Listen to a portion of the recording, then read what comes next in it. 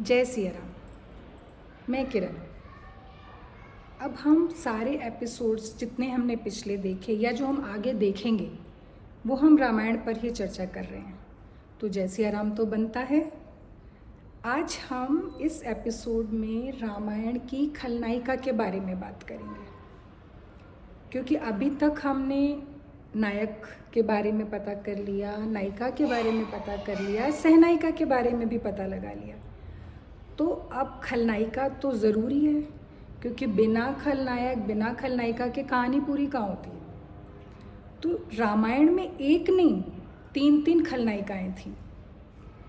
कैकेयी, मंथरा और शूर्पणखा, इन तीनों ने मिलकर ही रामायण की रचना कर दी। तो आइए मिलते हैं इस एपिसोड में रामायण की खलनायिकाओं से। अयोध्या के राजा दशरथ की प्रिय रानी कैकेयी, जिसने अपने स्वार्थ के चलते अपने ही पति के प्राणों की चिंता नहीं की।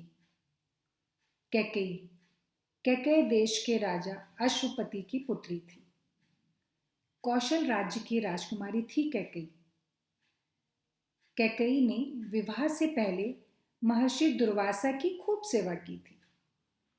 इसी कारण दुर्वासा ने प्रसन्न होकर कैकेयी को वरदान देकर उसका एक हाथ वज्र सा बना दिया और कहा कि समय आने पर कैकेयी अपने हाथ का इस्तेमाल वज्र की तरह कर सकती है। कैकेयी बहुत साहसी और बुद्धिमान भी थी। वह न सिर्फ एक रानी थी, बल्कि एक कुशल योद्धा भी थी। समय का पहिया चलता रहा और कैकेयी का विवाह राजा दशरथ से हुआ। अपनी सुंदरता और बुद्धिमत्ता के कारण वह राजा दशरथ की प्रिय रानी बनी। हालांकि राजा दशरथ की दो रानियां कौशल्या और सुमित्रा भी थीं। एक बार स्वर्ग में देवताओं और राक्षसों में युद्ध छिड़ गया। देवराज इंद्र ने राजा दशरथ को सहायता के लिए बुलाया। कैकेयी भी चल दी राजा दशरथ की सारथी बनकर, क्योंकि वो तो थी ही युद्ध में निपुण। युद्ध के दौरान राजा दशरथ के रथ के पहिए से कील निकल गया और रथ लड़खड़ाने लगा। अब कैकेयी ने दुर्वासा ऋषि से मिले वरदान का इस्तेमाल किया। उसने कील की जगह अपना हाथ लगा दिया, जो कि वज्र की तरह बन गया और राजा दशरथ के प्राण बच गए। एक तो प्रिय रानी, ऊपर से प्राण बचाने वाली देवी, राजा दशरथ पूरी तरह से कैकेयी के वश में हो गए और उससे कोई भी दो वरदान मांगने को कहा। कैकेयी भी अपने पति के प्राण बचने पर बेहद खुश थी। समय आने पर मांग लूंगी, ऐसा कहकर राजा दशरथ के साथ वापस अपने महल में आ गई। समय का पहिया फिर चलता रहा। कौशल्या के पुत्र राम, सुमित्रा के लक्ष्मण और शत्रुघ्न, कैकेयी पुत्र भरत शिक्षा दीक्षा पूर्ण कर विवाह योग्य हो गए। विवाह भी हो गया। सबसे बड़े पुत्र को ही राजगद्दी मिलती है। ऐसे नियम की वजह से राम के राज्याभिषेक की तैयारियां शुरू हो गई। असली कहानी यहीं से शुरू हुई। कैकेयी को ये बात पता चली तो उसके गले से नीचे नहीं उतरी। वो तो चाहती थी कि उसका बेटा भरत गद्दी पर बैठे। कैकेयी को पता था कि अगर वो राजा दशरथ से इस बारे में बात करेगी तो कभी नहीं मानेंगे। उसने चाल चली। वो कोप भवन में चली गई। राजा दशरथ को जब ये बात पता चली कि उनकी प्रिय रानी कोप भवन में है, तो वो बेचैन हो गए। भागे भागे पहुंचे कोप भवन में।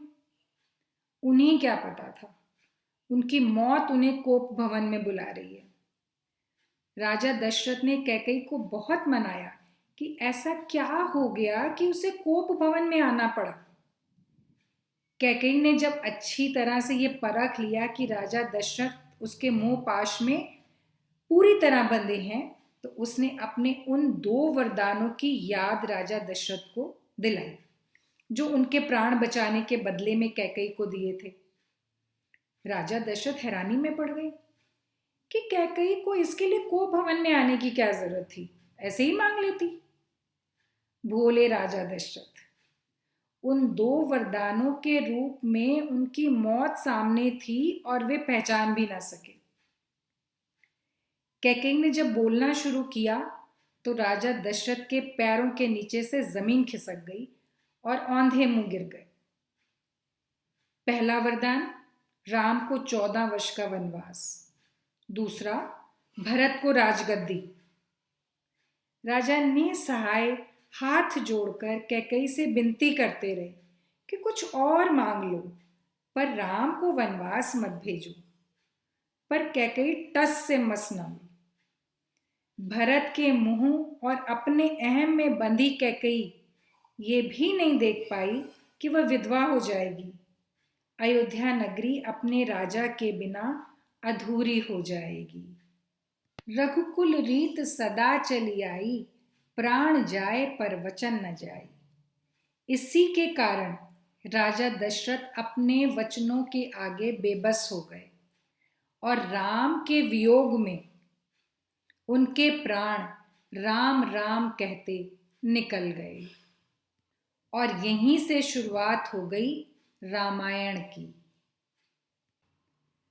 इतने बड़े षड्यंत्र को रचने का साहस एक अकेली स्त्री नहीं कर सकती। यही हाल कैकई का था। क्या कारण था कि राम को अपने पुत्र से भी ज्यादा प्यार करने वाली माता कैकई ने अपने ही परिवार को ग्रहण लगा दिया।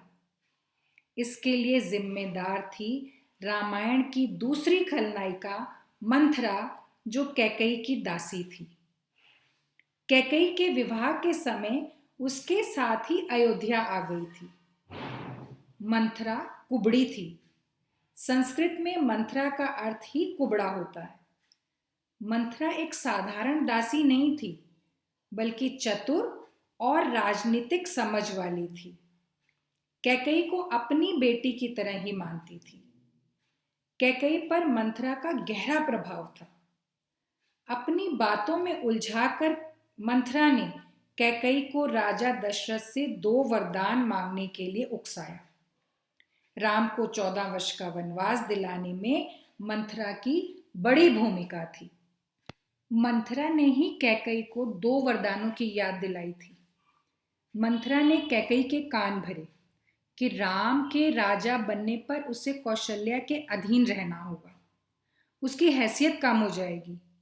मंथरा ने कैकई को भरत के भविष्य के बारे में भी सोचने पर मजबूर किया और उसके मन में ये डर पैदा किया कि राम के राज तिलक हो जाने पर कैकई का महत्व कम हो जाएगा। मंथरा की कुटिल सलाह ने रामायण की पूरी कहानी बदल दी। मंथरा की इसी हरकत के कारण राजा दशरथ पुत्र वियोग में स्वर्ग सिधार गए और अयोध्या का राज परिवार संकट में पड़ गया। इसीलिए तो कहते हैं कि परिवार में सुख शांति चाहिए तो किसी तीसरे की बातों में नहीं आना चाहिए। मंथरा ने कैकई को इतिहास में उस दुष्ट रानी के रूप में दर्ज करवा दिया जिन्होंने राम को उस सुबह वनवास भेजा जिस दिन उनका राज तिलक होना था। अब मिलिए तीसरी खलनायिका शूर्पणखा से। 14 वर्ष के वनवास में राम, लक्ष्मण, सीता को मिली रामायण की एक और खलनायिका जो राम रावण युद्ध की नींव बनी। वो थी रावण की बहन शूर्पणखा। अगर शूर्पणखा ना होती तो सीता का हरण ना होता, राम रावण युद्ध ना होता और रामायण भी नहीं होती। राक्षस कुल में जन्मी शूर्पणखा को अपना वेश बदलने की शक्ति प्राप्त थी। राक्षसी थी तो अपना रंग और आवाज भी बदल लेती थी। वाल्मीकि जी के अनुसार वो बहुत डरावनी थी। उसके नाखून सूप के जैसे थे, इसलिए ही उसे शूर्पणखा कहा जाता था। शूर्पणखा ने अपने पसंद के व्यक्ति से विवाह किया था। उसका पति था विद्युत जीवा। कहा जाता है विद्युत जीवा विष्णु भक्त था और ये बात रावण को बिल्कुल पसंद नहीं थी। उसने अपनी ही बहन को विधवा कर दिया और विद्युत जीवा का वध कर दिया। शूर्पणखा अपने भाई की शक्तियों को जानती थी, इसलिए कुछ न कर सकी, लेकिन मन ही मन रावण से बदला लेने के लिए बेचैन थी। वन में राम लक्ष्मण को देखा तो उसे रावण से बदला लेने का मौका मिल गया। राम के पराक्रम के बारे में तो उसने राक्षसों से सुन ही रखा था। उसने अपना सुंदर रूप कन्या के रूप में बदला और राम से विवाह करने की इच्छा जताई। राम ने सीता की तरफ इशारा करते हुए कहा कि देखो, मैं तो विवाहित हूं, तुम लक्ष्मण से पूछ लो। लक्ष्मण बोले, मैं तो राम का सेवक हूं, विवाह नहीं कर सकता, तुम श्री राम से ही बात करो। शूर्पणखा को लगा कि ये दोनों भाई तो मेरा अपमान कर रहे हैं, मैं सीता को ही मार देती हूं। जैसे ही शूर्पणखा सीता की तरफ लपकी, लक्ष्मण ने उसकी नाक काट दी। शूर्पणखा गुस्से से पागल हो गई और भागी भागी रावण के पास गई। उसने रावण को रोते रोते अपनी हालत के बारे में बताया और सीता की सुंदरता को इतना बढ़ा चढ़ाकर बताया कि रावण सीता की तरफ आकर्षित हो गया और उसने सीता हरण की योजना बना ली। शूर्पणखा यही तो चाहती थी, रावण का अंत। और सच में ही यहीं से रावण के अंत की शुरुआत हो गई। देखा आपने कितनी भयानक थी ये स्त्रियां, जिन्होंने अपने ही हंसते खेलते परिवार को तबाह कर दिया। और देखा जाए तो आजकल घर घर की कहानी है ये। हम बिल्कुल नहीं सोचते, हम स्त्रियां ये बिल्कुल नहीं सोचती हैं कि हमारी छोटी सी सोच हमारे घर को तबाह कर सकती है। और उससे सिर्फ परिवार का ही नुकसान नहीं होता, हमारा खुद का भी तो नुकसान होता है। ये ऐसा मैं सोचती हूँ। मुझे लगता है कि हम स्त्रियों को अपने परिवार को ना जोड़ कर रखना चाहिए। उससे हासिल क्या होता है? अगर मैं अपने परिवार को या हम अपने परिवार को एक नहीं बनाएंगे तो फिर कौन बनाएगा? ये तो थे मेरे विचार। अब आपके क्या विचार हैं, ये आप कमेंट बॉक्स पे ज़रूर लिखिएगा। फिर मिलेंगे हम नए एपिसोड में रामायण के किसी नए पात्र के साथ। तब तक जय सिया राम। और वीडियो को लाइक करिए, शेयर करिए और सब्सक्राइब करिए और मिलते रहिए मेरे चैनल।